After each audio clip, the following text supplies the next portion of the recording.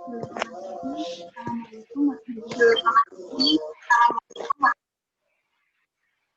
Perkenalkan, kami dari kelompok 1. Saya bernama Bilani Tamara dan teman saya Mbak Isnaini Mubarakah.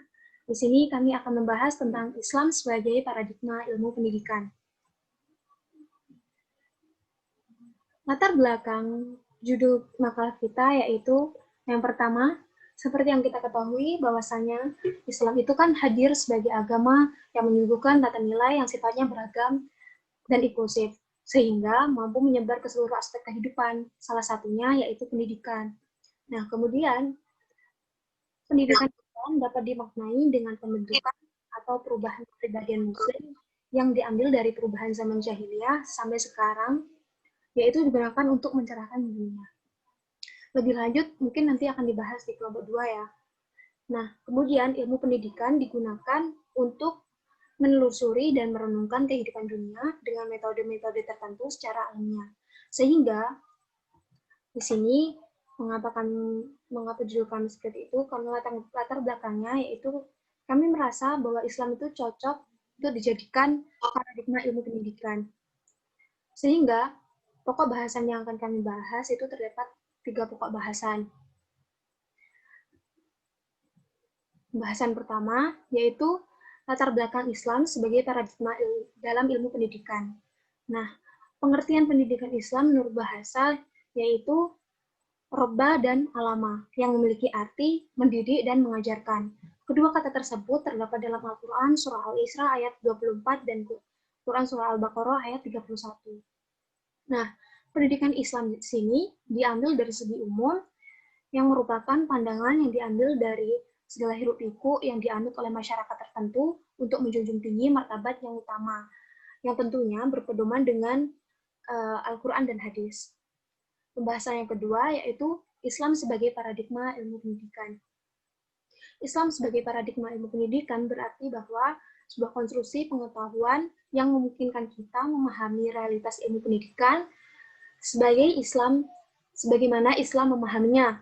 Jadi, konstruksi pengetahuan itu dibangun oleh nilai-nilai Islam dengan tujuan agar kita memiliki hikmah yang atas dasar itu dibentuk praktik pendidikan yang sejalan dengan nilai-nilai yang normatif secara Islami. Kemudian saya lanjutkan kepada Mbak Oka. Ya, terima kasih Mbak Bella. Kemudian masuk kepada pembahasan yang pertama mengenai kajian permasalahan global dunia pendidikan melalui paradigma ilmu pendidikan Islam. Kira-kira mampu nggak sih gitu, ketika ada sebuah permasalahan di dalam dunia pendidikan diselesaikan melalui paradigma Islam? Nah, jawabannya yaitu mampu. Kenapa? Permasalahan global yang sering muncul itu hanya sesuai dengan perubahan zaman, karena masyarakat akan selalu mengkaji kebenaran penemuan terdahulu untuk menjadi kajian di masa sekarang ataupun masa mendatang. Paradigma pendidikan Islam tidak dipungkiri juga mengikuti perkembangan zaman tersebut, karena di sini menggunakan kata paradigma. Paradigma itu adalah sebuah cara pandang. Cara pandang kita bagaimana kita itu memandang sesuatu. Maka di dalam dunia pendidikan pun pengetahuan akan selalu mengalami perkembangan seiring berjalannya waktu. Kemudian Islam dengan segala aturannya yang berpedoman dengan Al-Quran dan As-Sunnah tentunya cocok untuk menghadapi perkembangan zaman yang membuat semua orang terus mengkaji segala sesuatu di zaman dahulu hingga zaman sekarang. Nah, pokok kedua ini itu ada di dalam Al-Quran, seperti contohnya Fir'aun. Itu juga banyak penemuan sains yang memang di dalam Al-Quran itu ada. Dan Al-Quran adalah salah satu pedoman di dalam Islam. Selanjutnya itu pengaplikasian paradigma Islam di dunia pendidikan. Nah, aplikasi paradigma Islam ini akan merujuk kepada dunia sosial, yaitu merujuk kepada lembaga pendidikan Islam. Lembaga pendidikan Islam tidak selamanya selalu berada di pendidikan formal saja, akan tetapi di non-formal seperti pesantren, kemudian ada madrasah diniyah, kemudian ada kajian Islami, dan lain sebagainya.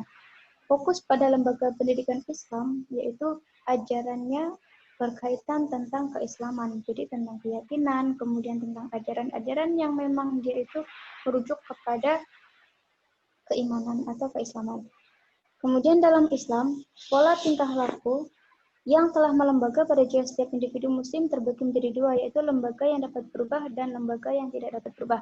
Lembaga yang dapat berubah itu bisa berupa ijtihad atau pola pikir, kemudian ada akhlak, fikih, dan lain sebagainya.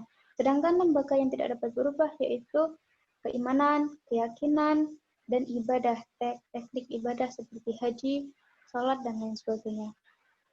Demikian pembahasan kami. Kemudian simpulan dari apa yang telah kami sampaikan. Yang pertama mengenai kalimat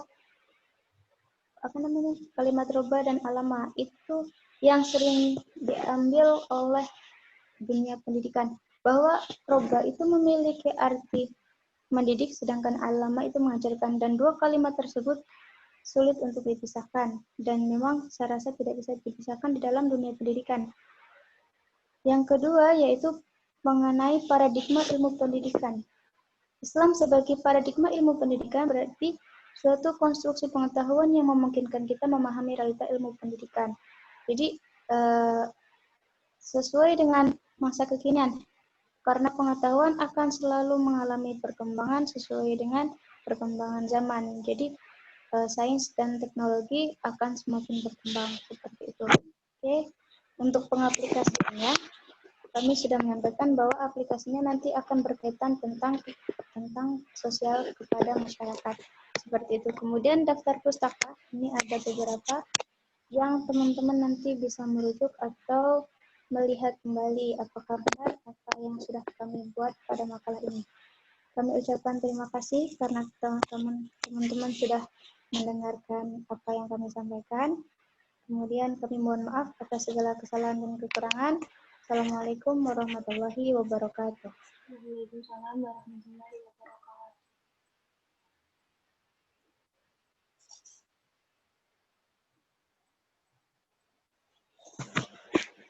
Gimana?